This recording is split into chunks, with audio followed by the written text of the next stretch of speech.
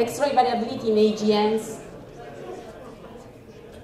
Oh, yeah. We need to close the door. Close. Yeah.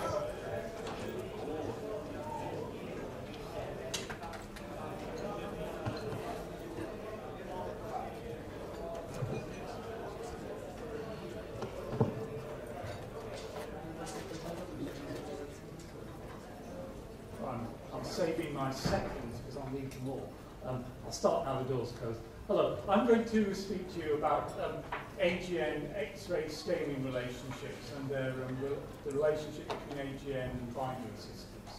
The talk outline is, first of all, I'll say a little bit about the X-ray and binary, AGN and binary states, because if you're going to compare AGN with binaries, you need to make sure you're comparing the right thing, and you're not comparing apples with oranges. Then I'll go through a little bit on timing unification and scaling. I'll talk a little bit about X-ray spectral variability comparisons between AGN and binaries. Optical X-ray scaling within AGN, showing that temperature of the disk is the main importance. And if there's time, I'll say a little bit about X-ray radio scaling in liners, but I'll drop that if I haven't got quite enough time. So the historical motivation for a lot of this work was to try and find black hole masses. And this was an early exosat observation. And here's the exosat observation. That's the high frequency PSD from it. And that was all at the time terribly disappointing because we were hoping to find spikes that might indicate some sort of periodicities that we might hope to make wild guesses at masses from, but there wasn't anything. So, however, this scaling variance that you see here at high frequencies breaks down on longer time scales, and so that looked a little bit like the binary PSDs, and so perhaps there's a hope of making some sort of scaling comparisons by using this bend time scale. But really, what do binary PSDs look like, and what parameters should we be trying to scale? So let's look at some binary PSDs and binary states. And looking at the two most common ones, we've got here the hard state, also the very high state, which, if your signal to noise is good enough, which it always is in binaries, you can decompose into Lorentzians, and indeed there's good evidence that this Lorentzian moves around linearly with accretion rate, as Tommaso mentioned and a lot of other people have done. Or in the soft state, they look different. They don't have this fall off at low frequencies. So what state are AGN? And so let's then look here at the possible parameters that we might want to use for scaling. There's the bend time scale. The other one that we might want to use is just the normalization of the high frequency part of the power spectrum. So when I did this first, because this is the easiest thing to do, you can do it on short observations, and I simply measured the normalization at a frequency of 2 times 10 to the 4 hertz, actually I measured it here at. I called that a normalized variability amplitude. I took the power, and because in those days power was tended to be in counts units, so took the square root of the power and divided it by the mean count rate to get a normalized variability amplitude. We didn't have black hole masses in those days, so all you could do was plot it against luminosities, and you could see that it's a bit of a proxy that this MVA parameter does get smaller, essentially the normalization of the high frequency part of the PSD as you go to higher luminosities and presumably higher masses. So this general area of the high frequency part of the PSD was quite popular because it's easy to do. And Hayashida did this in 1998 with Ginga, but did something slightly different. He didn't measure the frequency at which a particular power was so he didn't measure the power, he measured the frequency at which a particular power level was reached. And he obtained a reasonable scaling, but not that wondrous. He compared it to the hard state of binaries that typically got masses that were about 1 or 2 orders of magnitude too low. So what timing state actually are AGN in? And here's the sort of standard AGN type of stuff that we now have from XT. So wonderful long time scale light curves, XMM giving a short time scale. You occasionally see very interesting phenomena such as these very low periods where the flux is very low for very extended periods, which actually rules out any shot noise models for the production of this radiation, because if you did this with random shot noise models, you'd find one shot at least in that very low flux period. So to parameterize the data here, we compare the power spectra of that AGN we've just looked at. There's the XT data, that's the XMM, and you can compare it with Cygnus X1 in the low hard state, maybe with a couple of Lorentzians. And you can see that it doesn't look all that much like it. It carries on down. But if you look at Cygnus X1 in the high soft state, it looks an awful lot more like it. So we've taken now to generally most AGN PSDs do look like this. They do have this extended period here. There's only one case where we can see a bit of a turn down at low frequencies. All the others look like this. So they look a bit more like high soft states. And of course, if you start plotting other higher mass AGN on top, this is a higher mass one, you can see that the bend frequency has gone down to a lower frequency. So there's some sort of scaling of that bend frequency with mass. What do other PS, just to show a few more, here are three more of them. I think some of these are starting to look bumpy, and if we get good enough data, I think we may, if we have very high sampling, we may start to find bumpiness in these, but at the moment we can't really resolve it. You can see things such as there are definite differences in normalization here. They all look like high states, but there are PSD normalization differences. And the lower one here, the green squares, is NGC 5506, which is probably a narrow line Seyfert and a higher accretion rate than this. So there may be a slight hint that this normalization does change a little bit with the accretion rate. I think probably, though, the lack of any systems that are in the hard state is probably just because we're looking under the lamppost. We're looking at the bright sources with the higher accretion rates, and so most of them are going to turn out to be these soft state objects. So now moving on to look at some of the scalings, and this is some work by Alec Markowitz. This is plotting the bend time scale against black hole mass, and there's, well, sort of a bit of that's merely a line of linear scaling. If you add a few more data points here, then you can see that this scaling continues. But if you were to draw your best fit line through it, you would not draw lines that are actually, these are simply extrapolations of Cygnus X1 from the soft state and the hard state, but those are not good fits. A better fit would be a flatter thing. And what you notice is that the narrow line Seyferts tend to have preferentially relatively shorter break time scales than the more lower accretion rate objects. So we thought perhaps there's actually a family of curves here, and perhaps they're moved as a function of accretion rate. So next attempt at this by Phil and myself, here's a plot of how far off the high state extrapolation line they are. And what we see here is essentially that the higher accretion rate objects down this end here have got relatively shorter break time scales compared to the Cygnus X1 high state, compared to the lower accretion rate objects. But the data is all from the literature and not that wonderful. So the next thing then is to try and do a proper 3D fit to the accretion rate, the mass, and the bend time scale. We didn't actually fit to the accretion rate because that's not a directly observable quantity. And so we fitted to the bolometric luminosity, so fitted the bend time scale to the mass to some power and the bolometric luminosity. And the bolometric luminosity is just related to the accretion rate, like so. And the best 3D fit gives you these sort of contours for the AGN. Quite a lot of slop in that, it has to be said. Converting it back into mass and accretion rate, the bend time scales just over linearly with mass and under linearly with accretion rate. But how about the individual binary sources? What are they doing? And so do they fit any of these timings? And here's the Cygnus X1 soft state PSD. And Axelson has done some great work here, has measured the bend frequencies here. It's his model 5, if you've played with this data, over a wide range of fluxes. And this is his plot of cutoff frequency here against count rate. and it's more or less linear, a slope of about 0.9. So it seems as if this point here does move linearly with accretion rate, which is sort of consistent.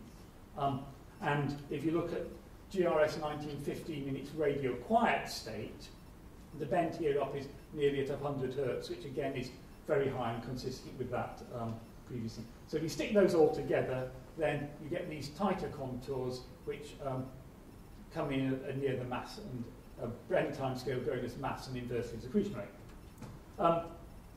Now there's something that fitted in with this, in that for a long time people have known that if you look at the optical line width here, full width, half maximum H beta, the more variable, here's the sigma of the RMS of the X-ray light curve, so the more variable ones are up here.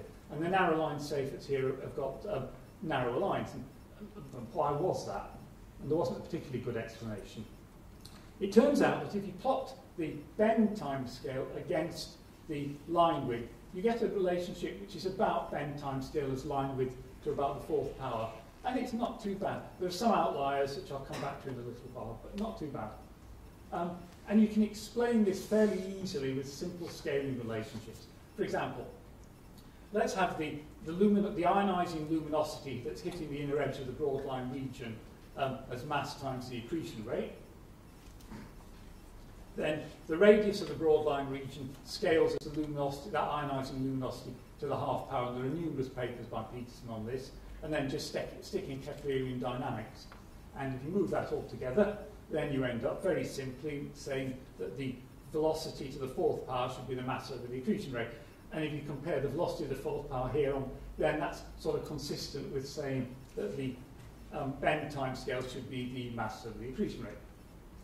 Interestingly here, this gives us a handle on the narrow line Seyferts, because what you can see here is that you can't have a narrow line Seyfert galaxy and a large mass at the same time unless you have an accretion rate which is going to be substantially above Eddington.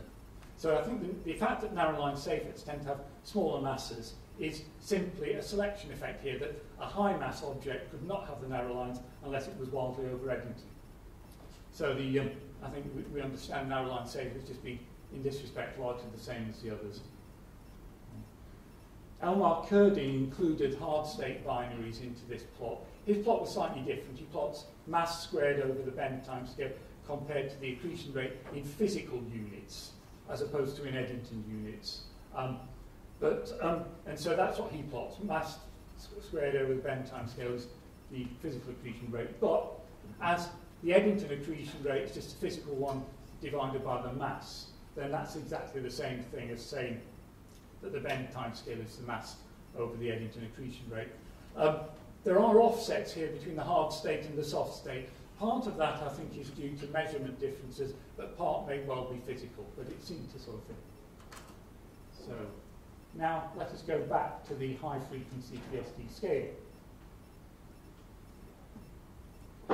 And I think the best work done in this area really is Gierlinski's stuff. And this is Gierlinski. He plots something which is very similar to my NVA. He plots the power, but he actually defines it at 1 Hertz. I defined it at 2 times 10 to the minus 4 Hertz, so different. And this is the power of the high-frequency PSD compared with mass. And just within the binaries, you would be pushed to say there was any sort of correlation. Similarly, within the AGN as well, though he did measure his power of the high frequency indirectly from the variance of the light curves, so that was not ideal, but the correlation's weak. However, if you say, I believe that they all have to fall on the same line, then they all line on the line of scaling of the power goes as mass to the minus 1. So is that actually the case? One thing you would notice from that, though, if they go as mass to the minus 1, and the bend time scale goes as mass over accretion rate, those two would not be consistent unless the low frequency normalizations scale inversely with the accretion rate, which is also noted by Ponti in his paper. There are here just to show you other work in the general area. This is Gonzalez, Martin and Vaughan, their XMM survey, and they find very little relationship between the accretion rate and the bend time scale. But the data are relatively erratic, and with plausibly different masses for 4395 and 5506, you get it as accretion rate to the minus 0.7. So I think the mass dependence is pretty firm, the accretion rate is more uncertain. There are caveats, of course, in how you actually measure the bend time scales, because if, for example, here's Arachelian 564, which is the only AGN where we're pretty confident it does go down at low frequencies. This has a very high accretion rate, so we'd equate this one to the very high state rather than to the hard state. If you fit a doubly bending power law, then the bend comes at 2 times 10 to the minus 3 hertz. But if you fit it with a flat intermediate slope, which is what Gonzalez, Martin and Vaughan did, then you get something that came out at 10 to the minus 5. So you have to be quite careful about what you choose for the low frequency slopes here. I should just say, I'm going to very carefully avoid giving Barbara DeMarco's talk for her, but I just would like to mention something. This was in this same paper. Here we've got the fit to this power spectrum here, but we fitted it actually as 2 Lorentzians, which it fits quite well. And here are the lags that you've heard a lot talked about already. And here you can see that the lags seem to change about this frequency here, and they change from a higher value to a lower value. And it's almost as if these 2 components here have broadly their own variability characteristics, their own lag, and they change over about where the Lorentzians change. And I would like to point out that this paper actually was the first one that at the end of the paper we could point out these negative lags as being probably due to reverberation from the accretion disk. So it's not often mentioned, but if you get the chance, you should refer to McHardy et al. 2007 as the first detection of negative lags reverberating from the accretion disk. It would be nice. Right. Okay. But that's all I'm going to say on lags, because Barbara will give her talk about the scaling of lags. It's clearly a very important subject now, but I shall leave that to Barbara.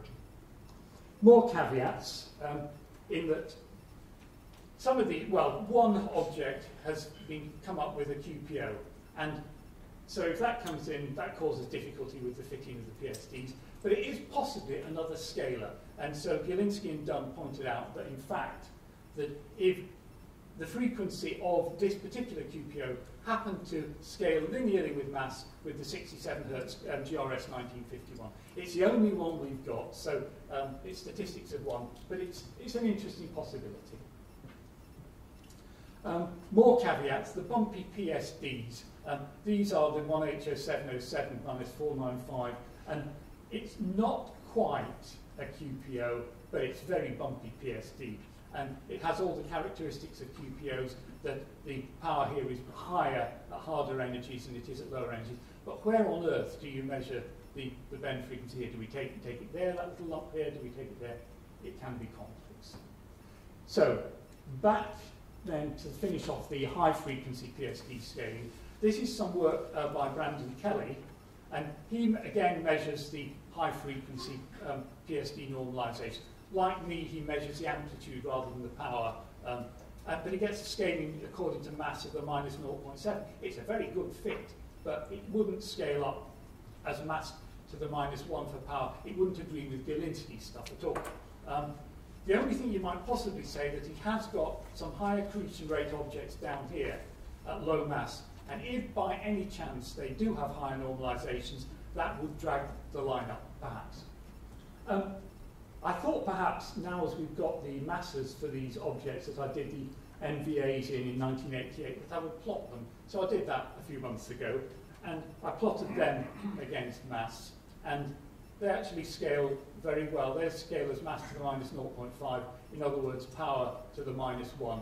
So my conclusion here is that the high frequency part of the PSD probably is a reasonably good mass indicator. You can also get at it by looking at the variance of the light curves, which Gabriel Ponti and colleagues did. And here with the longer XMM light curves, he's plotted the variance against mass, gets a slope of minus 1.15. you just have to be careful in this case that the bend timescale isn't within the region of frequencies that you're sampling, because then you will incorrectly measure the power from the variance, because you won't take... It works very well if the bend timescale is outside the band though. I'll briefly go over the PSD normalizations at the bend, which I noticed as a possible. This does vary, but it is not a low-hanging fruit. It's matching of energy bands is very difficult. There's no mass dependence at all, I'm fairly sure about that. And there's a slight hinge of inverse dependence with accretion rate, except the Norah-line safets don't fit very well. So I'm not going to say too much more about that because I'm not too certain of what the answer is. I'll just finish off this part of the mass bit with the high frequency. Does the high frequency power have any relationship to accretion rate? So I've compared NGC 5548, which has accretion rate of a few percent Eddington, with M81, which is about 10 to the minus 4 or something. And M81 is underneath, it's lower. Now, it's only one object, but it seems to indicate it's not a lot different. It's maybe a factor 10 different in power compared to a factor of 100 difference in accretion rate. So there may be some scaling of this high frequency with accretion rate, but it isn't going to be enormous. So that is it for that part of the talk. I'll talk briefly about the variability and how the variations are produced, but that was covered, I think, earlier today, so I'm not going to say too much about that. And so I'll briefly mention something that wasn't covered, which is the RMS flux relationship, which Phil and myself worked on for quite a while, and a lot of this work's done with Phil. What you do here is you measure the RMS in little chunks of the light curve, and you plot it against the average flux. And if you do that, then eventually you get this sort of thing. So you get a scatter diagram, but if you bin it up, you get a very tight relationship. And you get the same thing if you do it for AGN. And so what this is telling us is that the short time scale variability is coupled to the long time scale. Somehow it knows about it. And that we have here some linking, which could explain why during those low flux periods in 4051 you don't actually see a lot of short time scale variability, because the long time scale flux has gone down. So this link between all the different bands fits in very nicely with, again, the Libarsky model that was mentioned earlier today. And just to remind you briefly of that, in the Libarsky model, you have different frequencies, different fluctuations being produced at different time scales. The high frequencies get damped as they go in. So to first order, you can consider this as different frequencies produced at different radii with higher frequencies produced closer in. And they all multiply together, exactly as you require to produce the RMS flux relationship. So you start off with something like this at the outside, and then multiply together. So these are accretion rate variations, but they're not actually touching the X-ray emission. The X-ray emission process is different. So you don't. It could maybe the X-ray emission is over the disk. Maybe it's a central corona. Maybe it's a jet. But the idea would be that the propagations, these perturbations, come in and eventually hit this emission region and modulate it. And that can explain, particularly if you add in some sort of radial energy temperature gradient, that can explain most of the X-ray spectral timing phenomena that we see. For example, let's look at some lags. And here are the lags, all relative to a particular low energy band. And here's the 5 to 10 kV relative to that band, and there's the 4 to 0.2 as a function of Fourier frequency. And what you can see is that the higher the energy separation between the bands, the bigger the lag. But at higher frequencies, the lags decrease. And this would be explained within that Libarsky cutoff model as here we would have essentially the emission-weighted centroid of the low energies and the emission-weighted centroid of the high energies. So any fluctuations that are produced out here will make their way through, and the lag is simply the travel time between those two bands. However, once you get to frequencies that are high, that are produced within this region, then the low frequency centroid will move in a little bit. And so once you get to high frequencies, the low frequency centroid moves in, and so the lags get shorter and shorter because the travel time gets less. Similarly, this sort of picture explains the PSD. So here are some PSDs all normalized to the low frequency part here. And you can see that at high frequencies, the high energy PSDs here have got more power at high frequencies than the low energies. So it all fits with this higher frequencies plus higher energies at these shorter timescales. I'm now going to talk about spectral variability and similarity to binaries. And NGC 1365, which was already mentioned earlier, you can actually follow the long timescale spectral variability here with Swift. And these are some Swift-like curves. And if you do, what you can see is these are the hard counts plotted against the soft. The little dots are the individual observations, and the crosses are the binned up data. And over here we see the hardness ratio plotted against the hard counts. And what you can see is it gets extremely soft down here at low counts. This softening at high counts has been seen very many times, Sokolevsky and Papadakis, for example, in XE data. This part here isn't much probed, really. There's not much scatter at any particular flux level, so this is safe enough to bin in terms of flux. You see the same thing in some X-ray binaries. And here's some data from Eric Hooker's in 1998. And you can again see the same sort of hardness ratio against count rate patterns.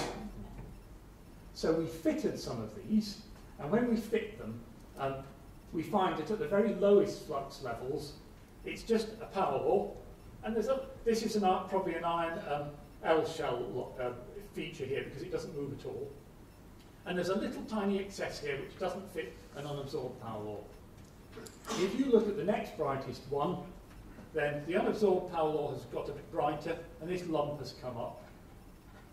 And so on, and so on, and so on. And so this is fitted very well by a combination of two power laws, one unabsorbed and another one absorbed, but the absorption of this higher luminosity one has to decrease as the luminosity goes up. And that's not an ionization effect. The ionization does rise, but you can't get rid of the need for less absorbing material.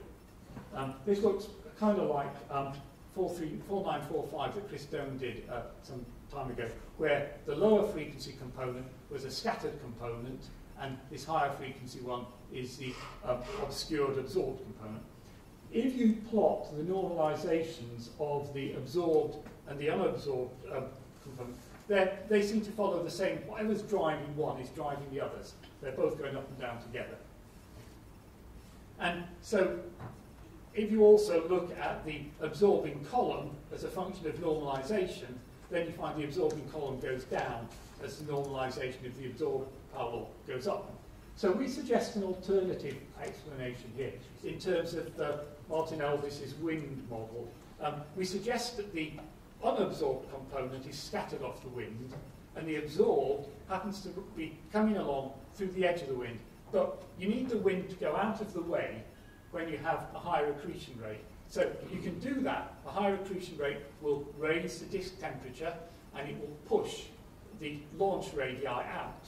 Or alternatively, it will produce a whole load more UV photons, which in turn will push that disk, the wind out of the way. So by raising the accretion rate, you push the wind out of the way, reduces the absorption, and also raises the luminosity. And the unabsorbed component is just scattered. So we think it can be done like that. There is one bit on propagating fluctuations that I'd like to share with you, which is some work recently done by my student Chris Skipper. And this is binaries. We were trying to look at variability on timescales that were sort of comparable with the timescales that you see in AGN. So that involved looking at millisecond timescales. So Chris binned up sort of Cygnus X1 data, and he made a few million spectra at 16 millisecond timescales, and made light curves of the photon index. He fitted a simple power law and the count rate, and this is what you get. And these are grouped from soft to hard states. And when it's very soft, there's a very narrow, very strong correlation, exactly as you would expect just from cooling down the corona by more seed photons coming into it. It gets a bit broader as you get fainter. Maybe the coronal source is getting a bit further out. The edge of the disk is moving out perhaps a little bit. If you go to the bottom, you see an anti-correlation, and you can't do that apart from by some way of putting energy into the electrons. Maybe this is synchrotron self-Compton emission, cyclocompton emission. You put energy into the electrons, produces more photons, and that will lead to the anti-correlation. In between, there's an asymmetry between the two. And this asymmetry seems to kick in the middle here. So how can we make that asymmetry? And you could make this actually with propagating fluctuations. If the X-ray emitting region is essentially soft on the outside, harder in the middle, then if the fluctuations come in and hit the soft bit first, raising the soft initially, and then they carry on, and so the soft goes up, then the whole thing starts to go up as the middle bit goes up, and then it flattens off as the hard region in the middle takes over. Then you automatically get these lags and anti-correlations that we see. And so that would produce, naturally, this sort of asymmetric correlation between the counts and gamma. This is a symmetric anti-correlation produced probably just by strong synchrotron self-Compton right in the middle, and you add the two together, you get what we see. I think I've got time to tell you about X-ray optical variability in AGN, but possibly not the lines. Yeah, that's what I see too. The problem of optical variability in AGN was a struggle for a long time. These are some data from Danny Moz, and when he first did these observations, the data stopped here, and so it looked like the optical data came before the smooth X-ray by about 100 days. But if you shift it and do that, then you find that none of the rest lines up at all. So, and that was very typical. If you look actually within the optical bands now, this is some old data from Ed Cackett, you can see that there's a good fit here. Sorry, I've skipped through rather fast. The two questions I'm trying to answer, is the optical reprocessed X-rays or is it intrinsic disk variability? Sorry, too fast. This is aligned to what you'd expect if you are just reprocessing the X-ray emission off the accretion disk. The redder colours are further out, the lags are longer, that's the expected line. This is a great observation from Shappy recently with Swift data. It fits it very well. But is that everything? We've done a lot of work with XTE and ground-based data, and my student Elmi Breed did a load of this. And here we see the X-ray data and the optical. And if you apply a suitable scaling so that the optical data then fits the X-ray, you can make it fit the short timescale things here, but it doesn't fit at the second half of the data set. So if you adjust the scaling so that the second half of the data set fits, it doesn't fit at the first. So the short timescale stuff seems to fit reasonably well, but there's long timescale variations in there as well, which don't fit all that well. If you cross-correlate it, you get a lag here of the optical lagging by about a day or so, as you might expect from reprocessing. There are lots of observations like this. This is Markarian 79. The short timescale stuff lines up, but the optical long timescale has a big trend in it which doesn't fit. So what we tend to think is that there's some sort of a summation of reprocessing of X-rays will give us short timescale stuff, the long timescale propagations that come in first through the optical region produce the other variations that we don't see. And we can get a hint on this by looking also at the optical and X-ray PSDs.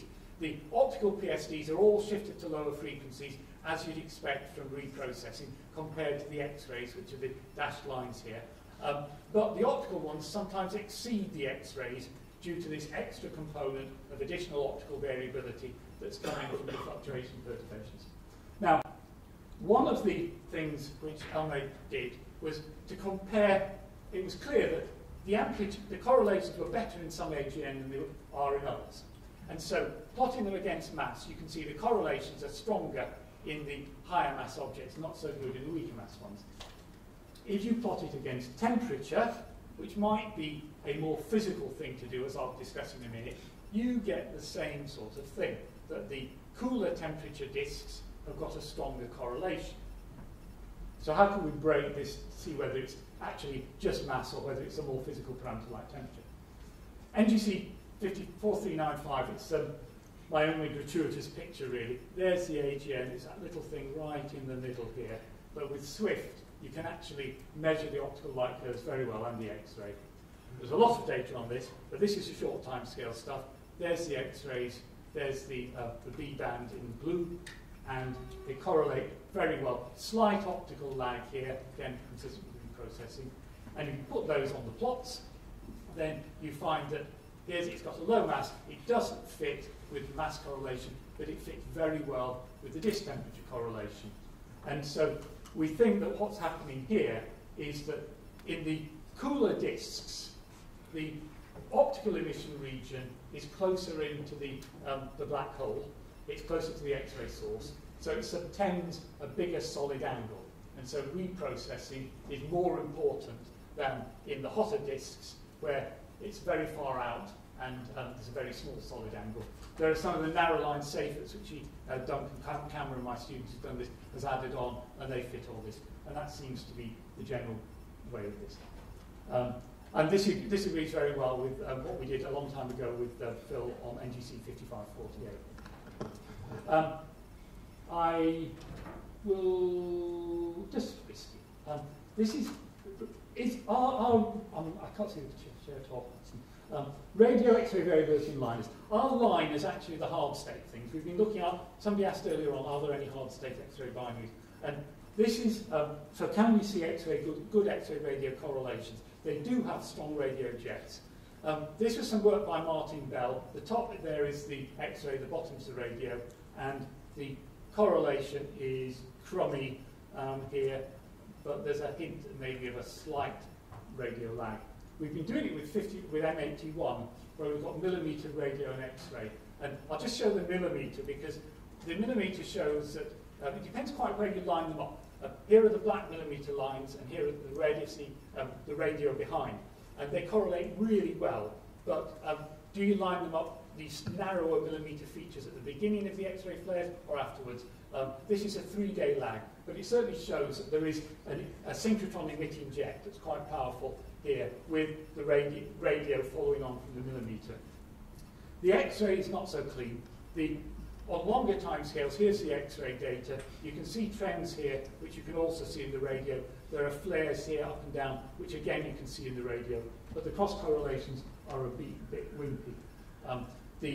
There are 2 radio telescopes that we had here. One is the Amy radio telescope at Cambridge, which is the blue line, and the other red one is the Owens Valley, both working at 15 gigahertz. So I've done the 2 cross correlations separately. They both give a lag here of the X-ray leading the radio by about 7 to 10 days, but they have different secondary features here, and the secondary features are different in the different radio data sets. So perhaps this is believable. I need to do lots of sims to see quite where the confidence contours come. But I think there's a hint here that that the X-ray does lead the radio, and so maybe these propagating fluctuations are making it down to modulate the jet. Does it scale anything like what you might expect with binaries? At the moment, it looks not that wonderful. There isn't much data about X-ray radio lags in binaries. Cygnus X1, Jörn Wilms found a radio lag of about 7 minutes. If you extrapolated 7 days back to Cygnus X1 masses, you'd end up with a few seconds. So maybe the scalings don't go exactly. I will now put up my conclusions and stop, because all of a sudden I can see the chair again. Yeah, okay, thank you.